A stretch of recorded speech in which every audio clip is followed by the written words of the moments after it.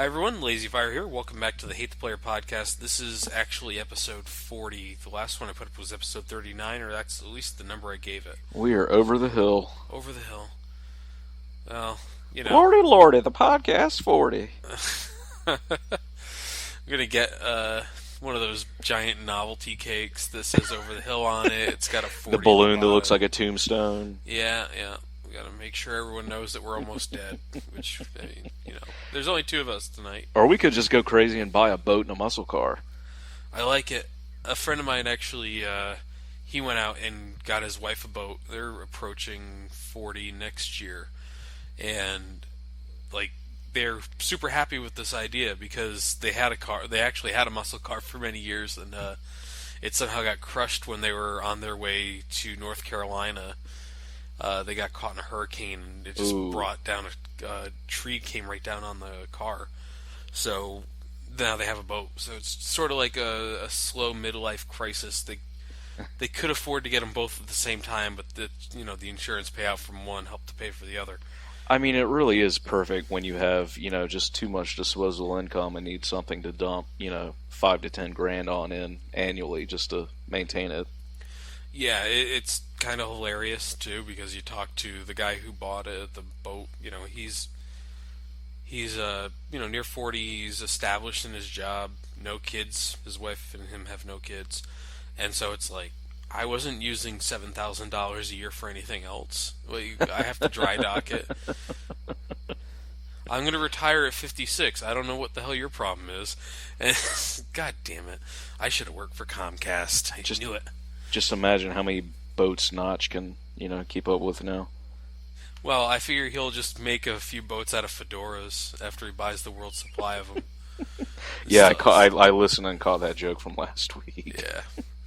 I don't want to keep hounding the Minecraft point, but it's absolutely hilarious to see Microsoft, of all people, buy Minecraft, because apparently years ago, when it was first a thing, so almost 5 years ago now, Peter Molyneux, of all people, was telling, because you listen to this guy all the time, all the things he says are always true. He was telling Microsoft, hey, you guys should really get on this. And Microsoft, apparently, the game division, kept saying that, no, there's no story, there's no characters, no one's going to like it, blah, blah, blah, all this other crap. And, of course, look where we are now, $2.5 billion later. Good for him, though. I mean, I'd take that money and run, too, so... Yeah. Why not? I can't really tell him that was a bad move on his part. No, not at all. Because there's 2.5 billion reasons why Notch is smarter than me. Yeah, dude, live it up, retire. Yeah. He's also released statements saying that if he makes anything that gets anywhere near Minecraft, anywhere near early Minecraft levels of popular, he's just going to stop making it. He doesn't really want to be famous. Yeah, I heard something similar, that he's just kind of looking to get out of at least the gaming public eye and just not worry about it, I guess. I mean, I can completely understand that. That happens to quasi-famous people all the time. Look at Dave Chappelle. Yeah. He went, I'm going to Africa crazy. Yeah. Notch went, I'm going to buy Africa crazy. That was pretty good. Hey, every now and again I get a good joke. But yeah, the whole purchase is kind of hilarious. It went from a rumor to reality so fast. Yeah. And I mean, you bought it. Microsoft probably bought the hottest property of 2010. So good for them. I'm glad they're keeping up on trends. But in 2014, the year we actually live in, this is a really weird decision because you bought Mojang. You didn't buy Minecraft itself. If you just bought the IP and all the other crap, that's one thing. But I mean, what are they going to do? Are they going to make it so every Surface tablet automatically comes with Minecraft? Probably. Are you going to make it so you can finally have Minecraft on a Windows phone? Because that wasn't what was holding back Windows Phone, if they're wondering. Maybe they saw, that those shitty Amazon Fire phone commercials with the just insufferable hipster kids talking about how his phone had Minecraft on it. Maybe that's what made Microsoft jump on this bandwagon. Oh my god. I just whatever, Microsoft has $98 billion in offshore cash that they really can't do anything with because they can't bring it back to the U.S. and repatriate it without having a huge tax uh, assessed on the money, which, they should have brought back to the U.S. anyways because they'd rather not pay the tax that they have lawyers to get them out of. So Mojang's office is overseas? They're still based in Sweden. I didn't realize that. Yeah. Huh. So yeah, they basically have been buying these other companies and all this other crap for years and years. But honestly, this is just, hey, what can we do with $2.5 billion? And they went and bought Minecraft. Now the other thing is that they have a game called Project Spark coming out in October, which is supposed to be a big thing that's very similar to Minecraft, where it's very light on story, but you're basically it's more a Little Big Planet 2 or a Little Big Planet 2 or 3 or 1 or whatever sort of game than a Minecraft game, but it hits on a lot of the same points. And now it's like, what are they going to do with that? Are they going to strip it out a few months before release and just, put it on the market and focus on Minecraft instead? Are they going to release Minecraft 2? Like, what the fuck is Minecraft 2 going to be? What in the fuck is Minecraft 2 going to be? What I'm curious is what's going to become of the mod community, because modded Minecraft is huge and getting bigger. Like, if you look at the mods, like some of the more extensive mods that are in Minecraft, it's absolutely like I have no idea how people program or came up with the idea of putting some of that shit in there. And I'd be interested to see if Microsoft's going to embrace that or shut down all the mods, or maybe they incorporate all the mods from Minecraft too. So, well, that's a really good question. What was the one? Civcraft. Civcraft, I don't know that one. It's a pretty big Minecraft mod. It's like a crazy, crazy big thing, and like there's official wikis for it and all this other stuff. You know how it is. Yeah. But what they want to more or less do with it is that it's pretty much civilization in Minecraft, and you can zoom in to a smaller level and sort of see the details going on. It's all multiplayer, all this other stuff. It's kind of crazy. And they've actually announced that what they're going to do is make a standalone. They're not going to use Minecraft anymore. They're going to call it Praxis because, hey, might as well just point out that this thing's a motherfucking civilization thing. And they're going to call themselves Redacted Games, and redacted is in brackets. But clever. What they call it is a large-scale online multiplayer society-building experience. Oddly enough, only one hyphen that entire sentence. So they've been actually working on that for a while, but I have to imagine that the purchase of Minecraft is going to only, make that more viable for them to change it out. Right.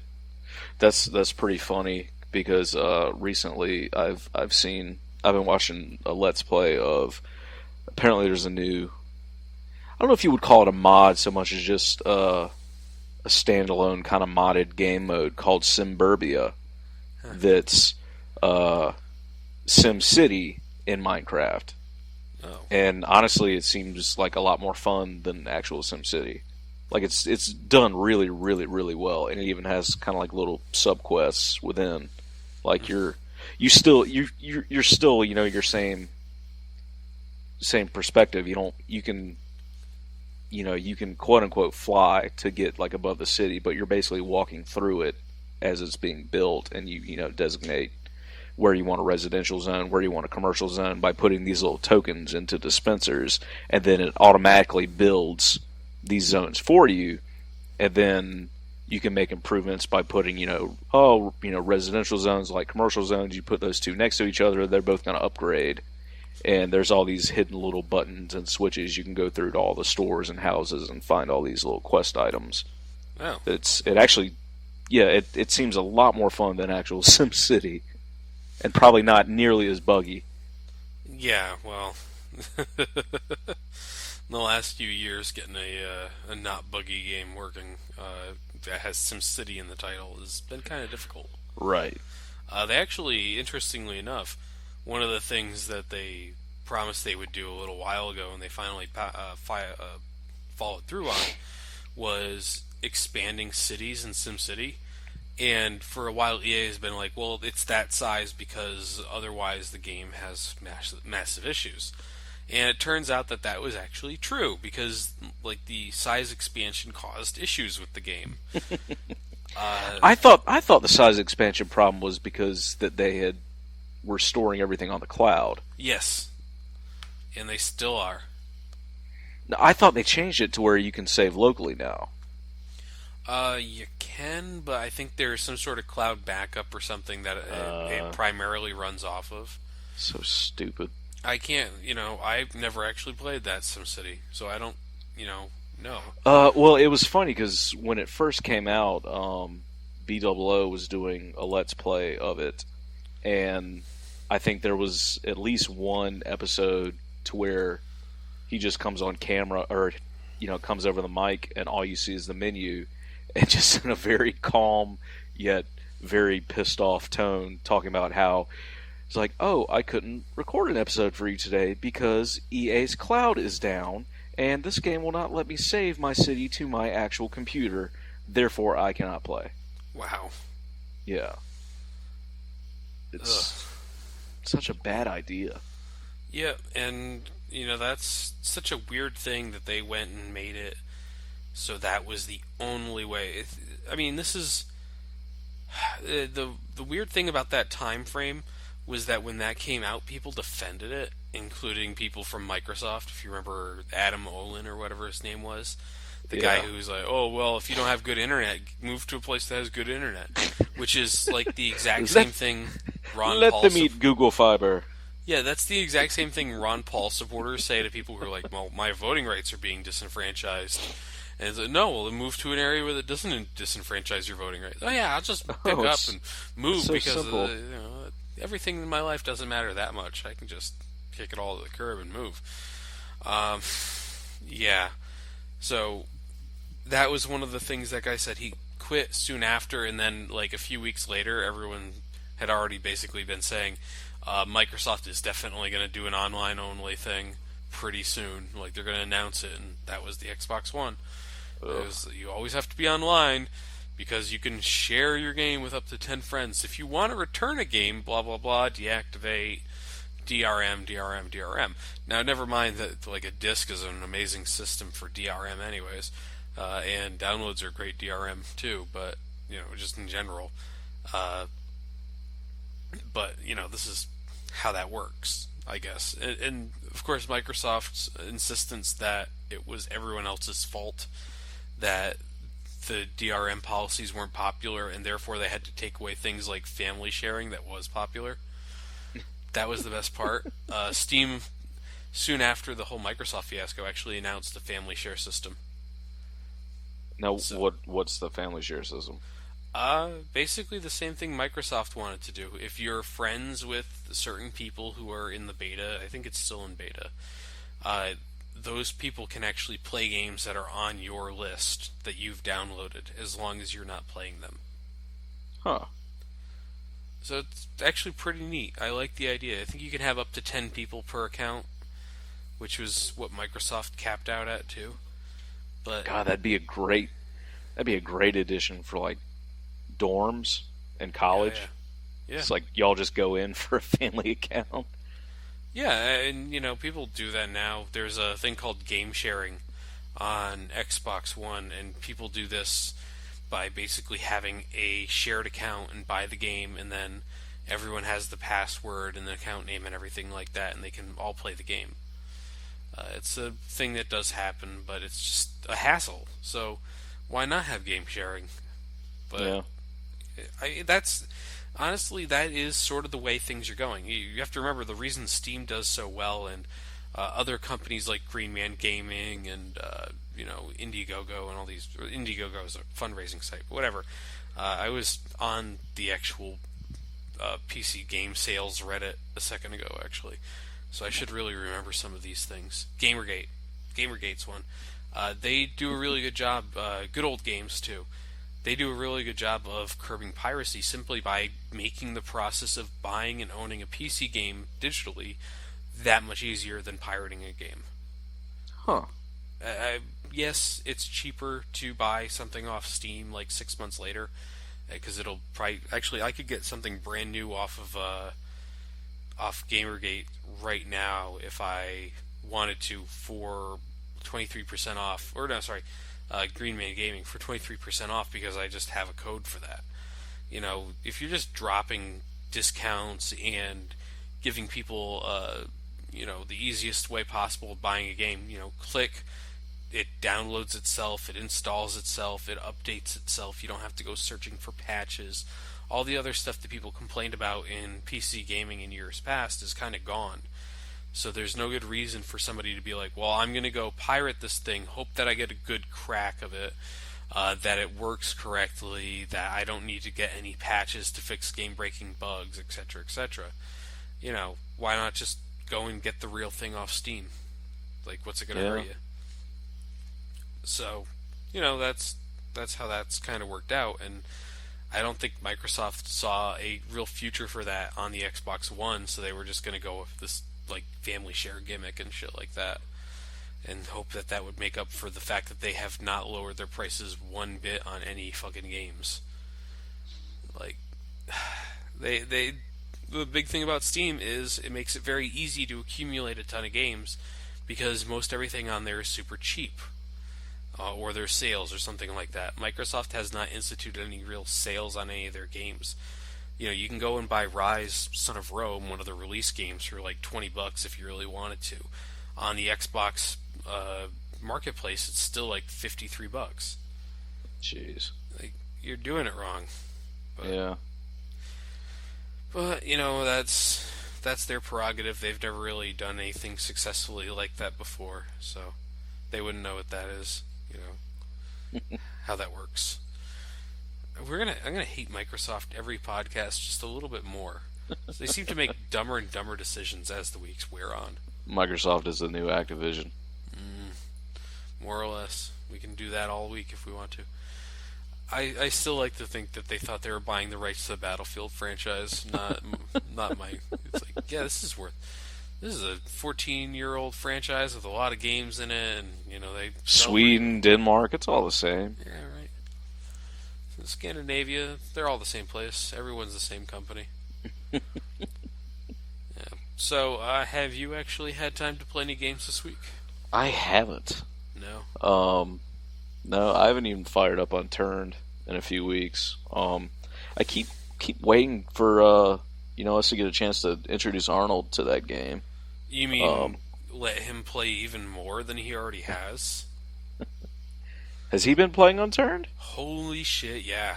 Really? He's been messaging me whenever I'm on, let's play together, because he actually picked it up before last week's podcast, and he played a bunch of hours of it. He says he really likes it. It's exactly what DayZ standalone should be, according to him, where it's just a lot of fun to play, and there's some assholes who play against you, and you just fuck them up, and he has a good time. He actually got kicked off a server for killing an admin within 20 minutes of starting. Oh yeah, that happens a lot. He just found an axe and beat somebody to death with it, and that was apparently a no-no. Okay, that's pretty awesome that he did with an axe. Yeah. The admins and that, anyone who just starts up their own little, client host server. They're just going into their own single player world, getting kitted up, turning sync on, starting the server, turning sync off, and then wrecking anyone who joins. So Yeah. yeah, Uh, I've been kicked a few times, like right after getting a kill. yeah. Well, it seems like it's pretty common, but he says he really, really enjoys the game. He was actually last week clamoring for a chance for all of us to play together, but you were completely wiped out, so you weren't able to meet with us on Yeah. that. So, not a huge deal. I think it would have been fun to do, and I think we should still give it a shot at some point. But it sounds like he went full on crazy about it and played it for at least 12, 15 hours, somewhere in that range. Yeah. I don't know how he got that much time into it because it's a fairly simplistic game. And once you have like the gear you have, you're kind of done. But Right. he enjoyed it. I Well, built. good. I was going to tell you, I built a storage chest in that game. Oh yeah. Oh my god! And so for anyone unfamiliar with Minecraft in the year of our Lord 2014, in Minecraft you get wood. You just go and punch a tree down like you do in real life, and you take it, you craft it into planks. You get 4 planks per each piece of wood you get from a tree, and then you take those planks and you take 8 of them and you make a circle around a centerpiece on a board. So you have one empty space and you have a chest, and you can store like 16 items in that chest, or 12 items, or 8 items, or whatever it is. In fucking Unturned, you need to make these wooden crosses, which take 4 sticks each, and then you Right. have to make these wooden platforms that take like 8 logs each. Then you have to make that like 6 times over for each one of those. Make it into a wooden chest. Make another part that takes a bunch of other stuff and combine those together, and you can make a chest that holds up to 6 items. It's like, what? What the fuck is this? How in the world is this? Yeah, and it can be pretty easily destroyed too.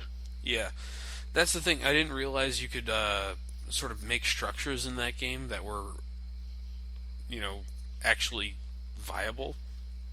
Yeah. But one of the fun things I found was that if you just spend a couple minutes and make a wooden platform, which takes like 2 trees or like 2 seconds really, like one tree down it, get a couple of logs, and you can make a wooden platform pretty quickly. And you plant it or just drop it somewhere, zombies will attack that over attacking you, and it has a bunch of hit points. So every time you load in, just stand on the that platform before you sign out. Load back in on the platform. Any zombies in the area will come attack that thing first, and you can just knock them down. Because I'm cheap as hell like that.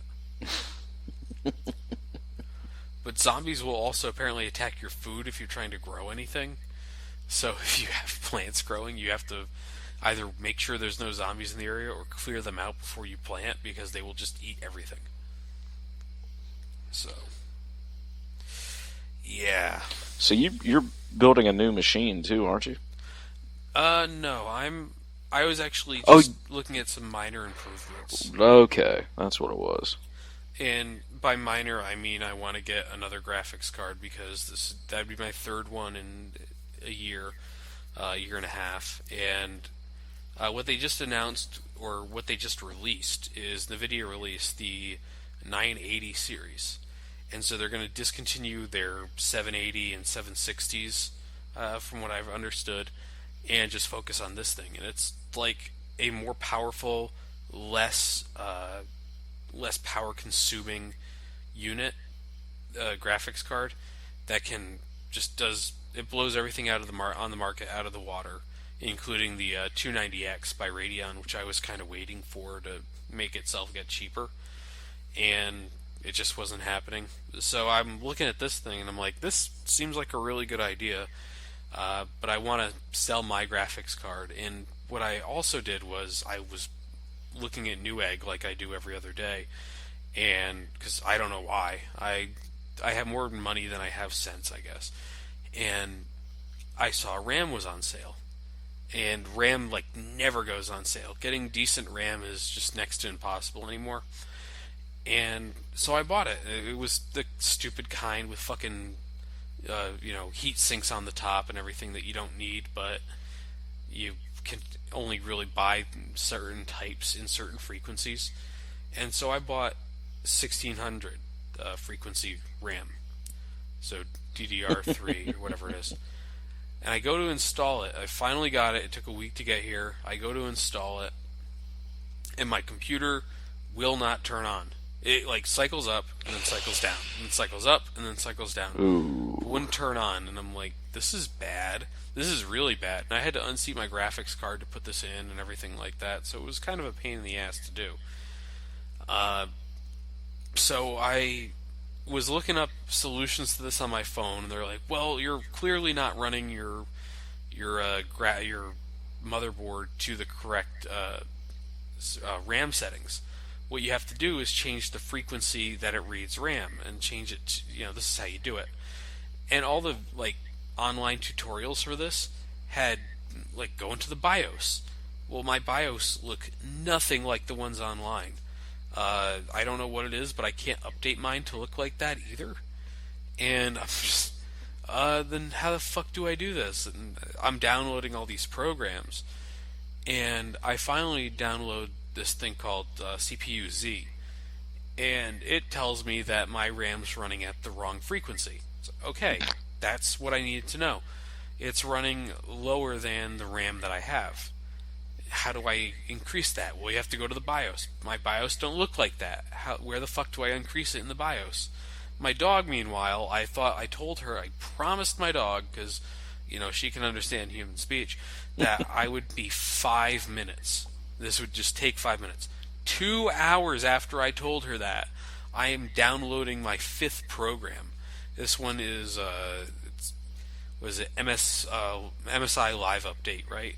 And that will update all my different programs that are on my PC that have anything to do with my motherboard, because my motherboard was clearly the issue here.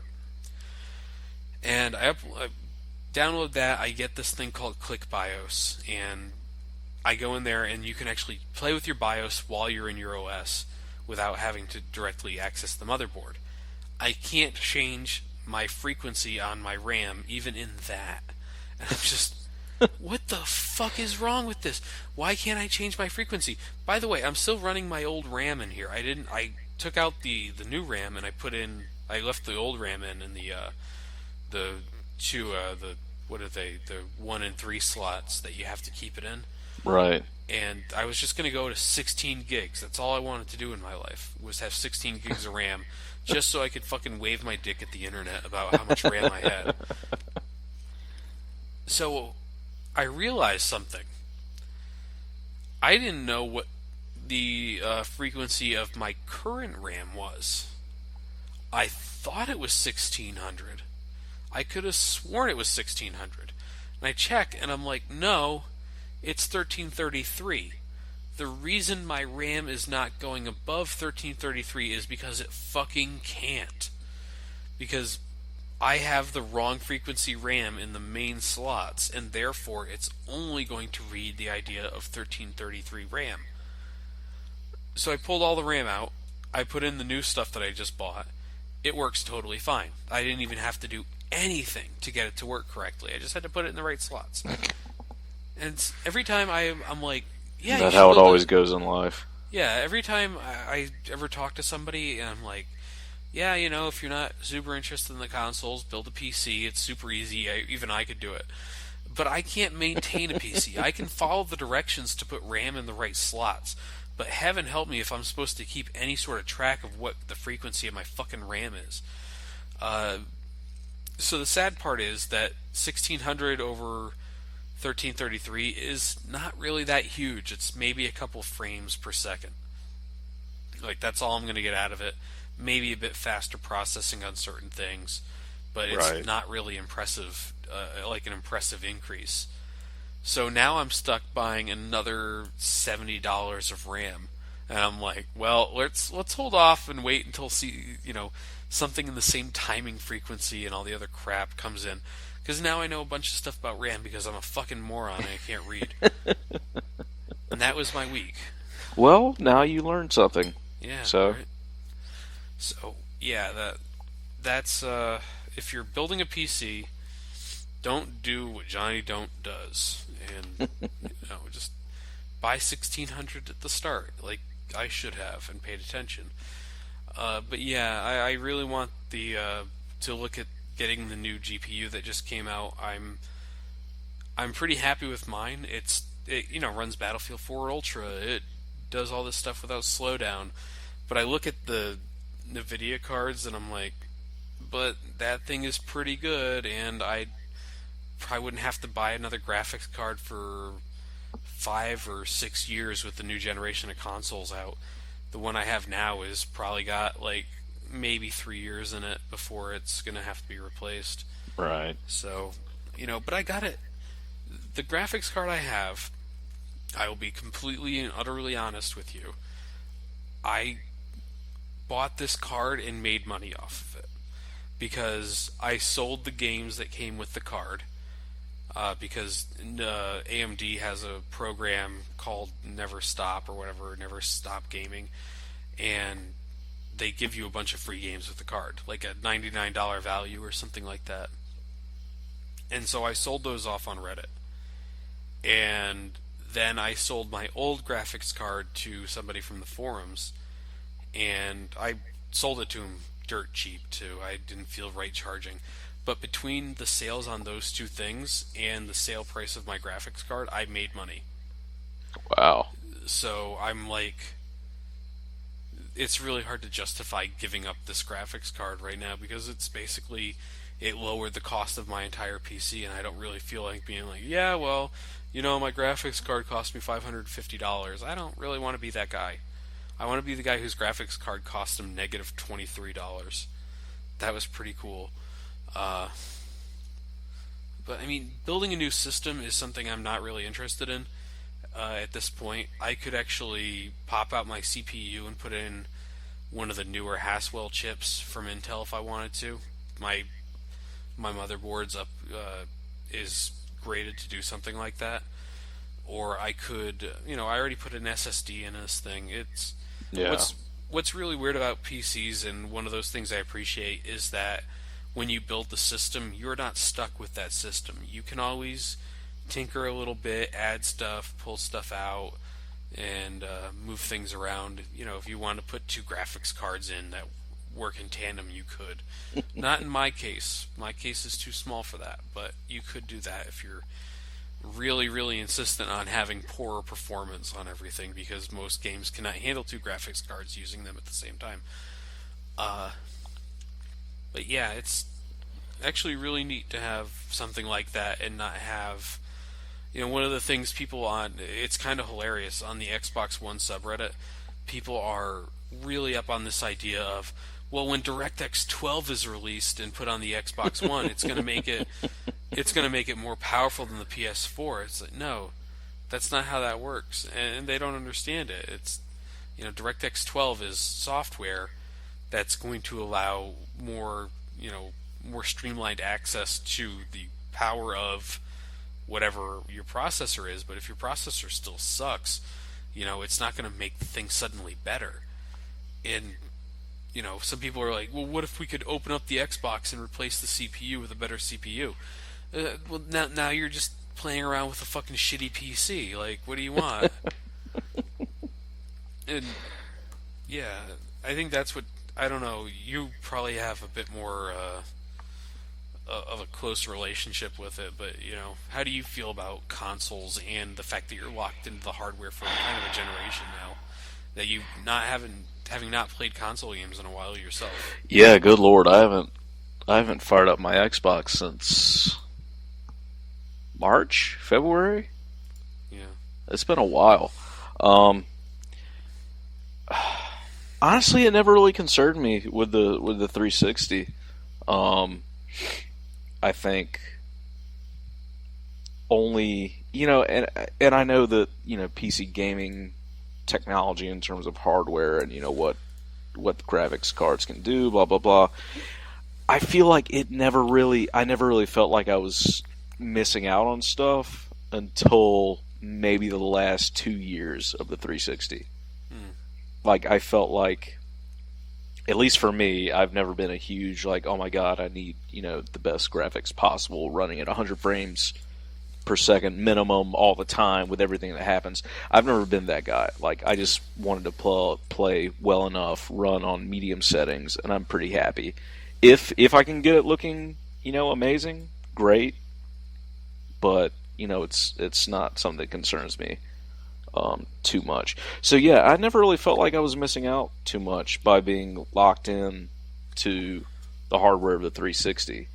Um, Again, Battlefield 3, I felt a little left out considering looking at all the videos people put up of the PC and how great it looked um, but yeah, no, it was never really a problem. I feel like and I have no idea what the hardware specs were, um, but I feel like the 360 was built closer to the hardware that PCs were capable of at the time of its release than the Xbox One was built to the capabilities of PCs now, if that makes sense. No, it does, and it's a really good comparison because you look at the Xbox One, that or the Xbox 360 was a multi-core unit, which back then that's when multi-core units 2004 2005 was when those were just starting to come onto the market in terms of laptops. I actually had a laptop with 512 megabytes of RAM in 2004. So, very similar to what a laptop has is kind of what the Xbox 360 had, and the PlayStation 3 had their cell processor that went nowhere. That was supposed to be the original Internet of Things, if you remember it, where like all your stuff was going to have cell processors in it, and they were all going to talk to each other. That never happened, but it's getting closer to that with other things. But anyways, uh, the Xbox One is like a pretty decent laptop. Same thing with the PlayStation 4. Though the PlayStation 4's GDDR whatever 3 or whatever they have is Right. actually that's what you use in a graphics card. So they use a pretty high grade memory in there, whereas the Xbox One uses standard off the shelf DDR3. Right. And so what is it? Is it DDR3? I can't remember I anymore. think so. Sure.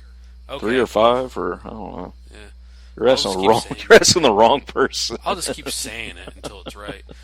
Uh, Dance Dance Revolution 3? I don't yeah, remember that game. they put 5 copies of it in there. Yeah, so they both have the same amount of like RAM and everything like that that you'd expect to see in a modern gaming PC. But the Xbox One uses 3 gigs of that for their 3 OSs. So they have their hand tied behind their back and they're running basically 5 gigs of RAM at any given time. And yes, if you're on a PC, your operating system and other programs running in the background are going to consume part of your RAM. But that's something that game companies always consider when they're doing this. In an Xbox or a PlayStation, you're more or less considering that all your resources are going to go to games 90% of the time. It's only in the last few years where game companies have had to say, well, no, there's going to be background operations, and Right. there's going to be other programs that are going to want to run on the Xbox, friends lists and party chat and stuff like that. Uh, and so they don't get the full attention of everything. The PlayStation 4 actually has 256 megabytes meant for background operations like party chat and stuff like that, and it has separate audio processors for those sorts of things, whereas the Xbox One does not. It's Mm, it's an interesting comparison, but yeah, you can go out there and buy a quad 4 or 4 core Intel processor powered laptop for like $600 that has a better memory clock than the Xbox One.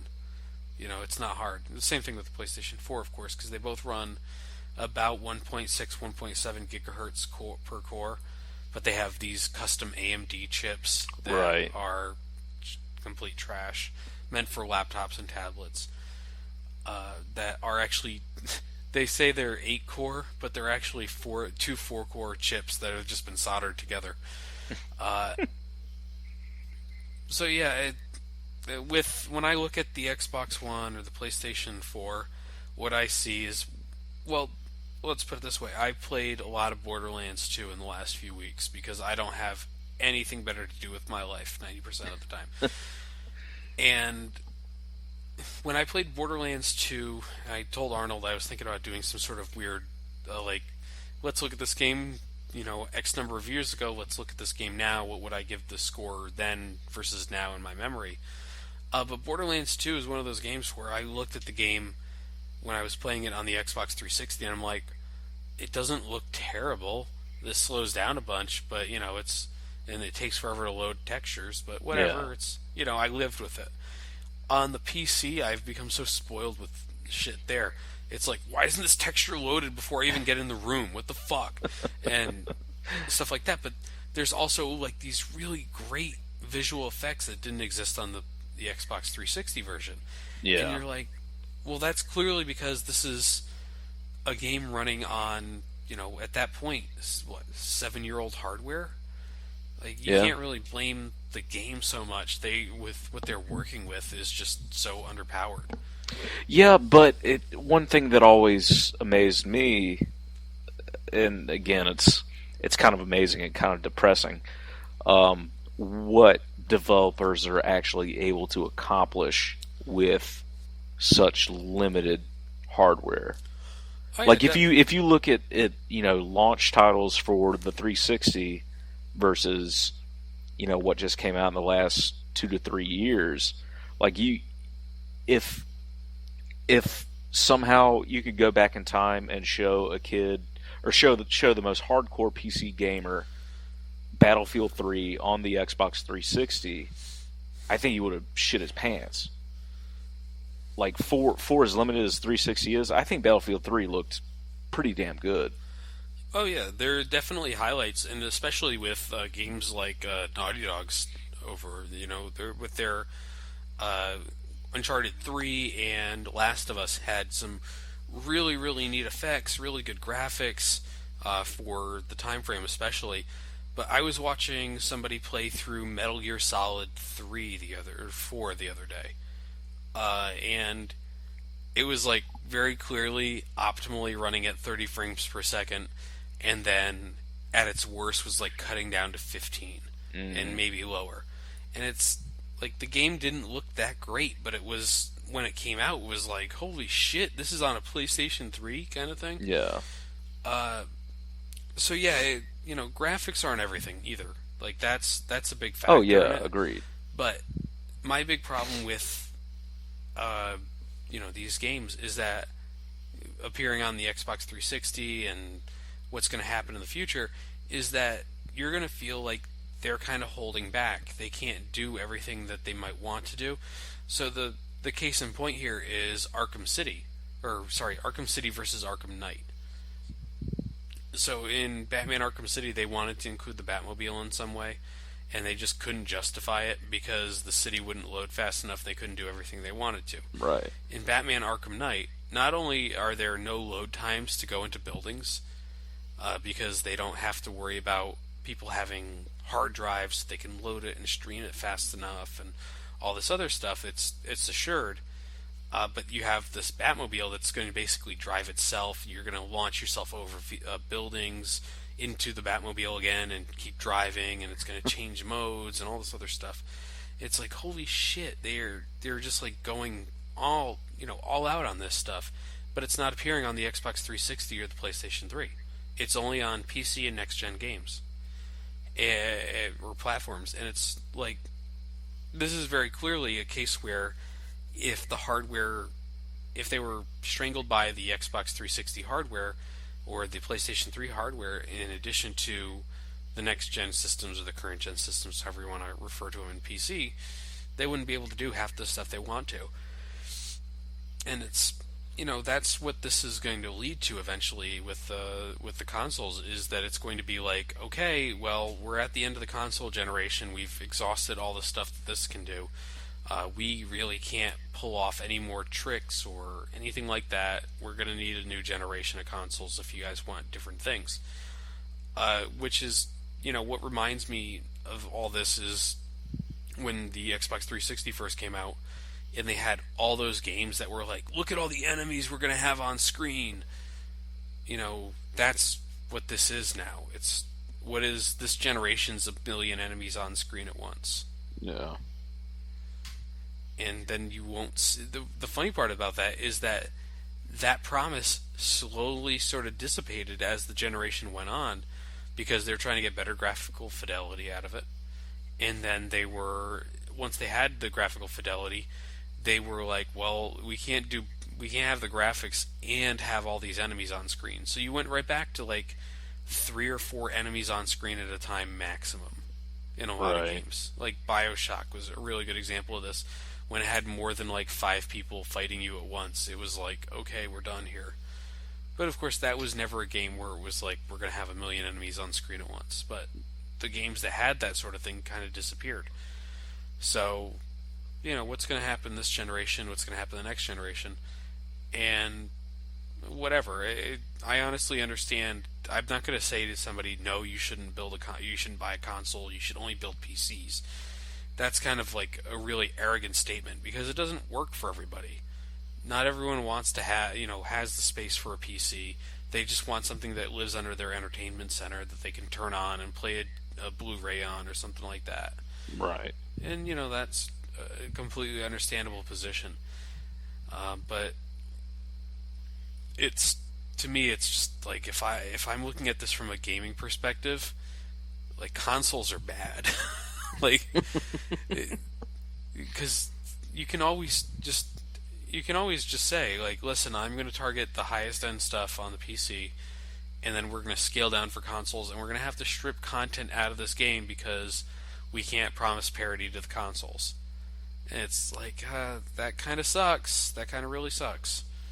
But that's how it works. There's more sales in the console than there are on the PC. That's why you have all these fucking re-releases of fucking Halo Master Chief Collection. That's coming out. They actually, I don't know if you saw it, there was an interview with the guy from 343 Studios, who have handled the Halo games ever since Halo Anniversary, when Bungie left. And they said that they were considering a PC port because, hey, none of these games ever appeared on the PC save for the first 2 Halo games. And they considered it, and they decided to focus on the Xbox One, so they could get all the games out there. Halo 2 has an updated graphics engine and all this other stuff. And a lot of people are pointing out, like, well, that doesn't make any sense, because you could just go buy all of these games and play them on the Xbox 360 right now, if you really wanted to. Because Halo 2 and Halo 1 were backwards compatible on the 360. And Halo 3 and Halo 4 came out for the 360. So why are you making people pay $60 to get 4 games at this point that they can already play, that they already own? And there's no really good answer for that besides, we need to have something for the fall. Right. Because they only have that in Sunset Overdrive. So I wouldn't want to walk into the fall with Sunset Overdrive. I don't even know what that is. It looks like the most annoying fucking game that's ever been released. It's made by Insomniac, the guys who made all the Ratchet and Clank games, and it looks like a Ratchet and Clank game in a lot of ways. You grind on rails, you bounce off of shit while you fire insane weapons at people who've become zombies because of a bad energy drink. That's no joke. Wow. But my impression of Sunset Overdrive was colored by the preview of it I saw during the Guardians of the Galaxy. Well, we're waiting for Guardians of the Galaxy to kick up. And the movie theaters now, they used to do like the slideshow of like, can you guess which celebrity this is? Right. All the other stuff.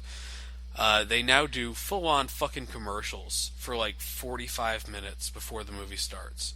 And we got there 3 minutes beforehand. I was subjected to a 3-minute Sunset Overdrive commercial where they got this like coked up 15-year-old to talk like, oh, this is an awesome game, you jump around, you shoot things, let's talk to this guy. And then they bring on one of the developers, and whenever a developer appears on screen, there are these like lines that point to them and say something about them that's very clear visually. Like, this guy's got gray hair, or this guy buttons the top button on his shirt. Like, what the fuck is this? And they're talking about how awesome this game is, and everyone becomes a zombie because you're the janitor at this place, and there's a bunch of weapons. You grind on rails and shoot things and get combos by jumping on car roofs and bouncing and fighting huge bosses. It's like, oh shit, it looks really bad. It looks really, really. Apparently, one of the ways they sold Microsoft on this thing as an exclusive was that when they were giving the pitch, one of the guys jumped up on the boardroom table and started like acting out firing on stuff and then grinding on rails while standing on the boardroom table and talking about how awesome it would be. And Microsoft, being the smart decision makers they are, were like, yeah, we'll give you some money to make this awesome sounding game. So there's now like Xbox One branded or Xbox One custom Xboxes for Sunset Overdrive, and like huge packages to get this game and a huge marketing push behind it. And to me, it's just, this is so fucking 90s extreme bullshit that I am surprised that they don't give you a fucking 12 pack of the newly re-released Surge to go down with this shit. It's got its own Mountain Dew flavor. Oh god, yeah. Well, Call of Duty this year has partnered with both Doritos and Mountain Dew.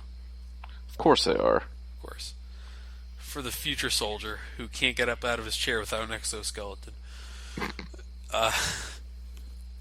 So yeah, that was the PC rant. That was the when is that coming out, by the way? The new Call of Duty. October? Okay. Wait, for what? The new Call of Duty. Oh no, November. Every year in November. Okay. They actually have three studios working on pumping out Call of Duty games full time now. So they have Treyarch, they have Infinity Ward / Neversoft, which they're just one giant studio now, and they have Sledgehammer. And so this is Sledgehammer's game. The next game is going to be made by Treyarch, and then after that Infinity Ward, and they'll keep repeating that cycle. But they also have tied Raven up in Call of Duty development now, and a bunch of smaller studios. They have that one studio that they own, Beachhead, that does nothing but Call of Duty Elite app, and they have a studio that does nothing but netcode for Call of Duty games. Maybe they should talk to Microsoft and get Mojang to do a Call of Duty game. Microsoft will just sell a Call of Duty skin for for like $12 or something like that. You can be your favorite characters from Call of Duty. Like Ghost and Soap, Mason, and that's about it. Yeah, Reznov. You can be Reznov. Oh, yeah. Yeah, I just don't. That franchise has lost so many people in the last couple years. Yeah, we don't even need to talk about it. But it's one of those things that I'm sure towards the release date we'll talk about. Yes, every year they sell more and more copies, and yes, every year they sell more map packs and everything like that. But a lot of the people who I know, who I played with for years and years, are just like, we don't want to play this fucking game anymore. Please do something with it that makes it fun. And Activision just says, fuck it, we don't care. This thing makes money hand over fist. More studios, more fun. Fuck you, you're playing it. Yeah, pretty much. But we've covered a lot of ground tonight. I feel good about that. Yeah, I think so. Yeah, I don't really have a whole lot to say because I don't really play video games anymore, apparently. Yeah. This is why I'm telling you to build a PC. Yeah. It's getting tempting, isn't it? One more hobby I don't have time to actually do. Yeah. And just sink money into. I know how you feel. I'm actually... I mentioned this beforehand, but because I'm looking at a new job in 8 to 10 weeks, because fucking... you would not believe, I have a 28-page DoD document I have to fill out for this new job, and then they have to go and like do background checks and talk to people that I put on the list and everything like that, and make sure they're real. Well, for the love of God, don't put Arnold on the list. No, that would be a terrible idea. I have to put my brothers on there, which is just about as bad idea as putting Arnold on. But yeah, once I have that, I actually have way more free time because it's 20 minutes from my house. Uh, yeah, that was this buying this house was just such a weird fucking decision. It's the place I want to work is 20 minutes from it. The place I was working was 30 minutes from it, and now the place I work is an hour and a half away because of traffic. Uh, and my wife works just down the road from me, so she's still going to be an hour and a half away from work every day. Jeez. And unless it's the summer, at which point it's an hour. But because there's too many people who are in my state, you go over the river and you go to West Hartford and you drop off your kids for all their fucking prep school bullshit.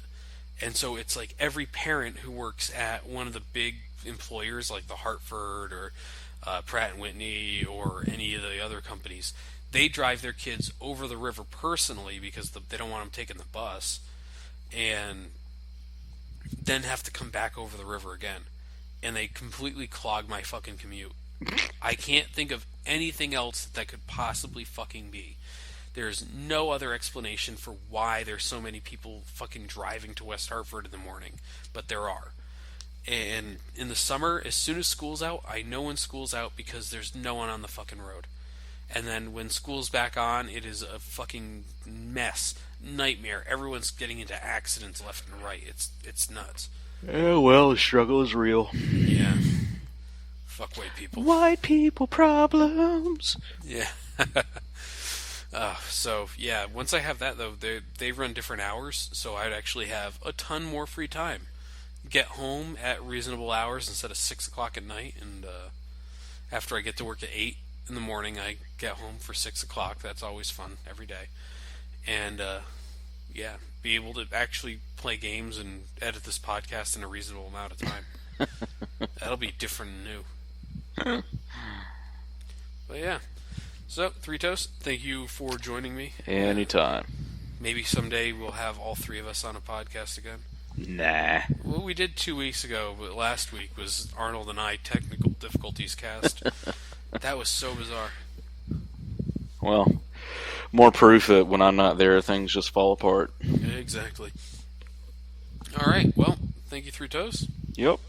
See you next time, everyone. Roll Tide. Roll Tide.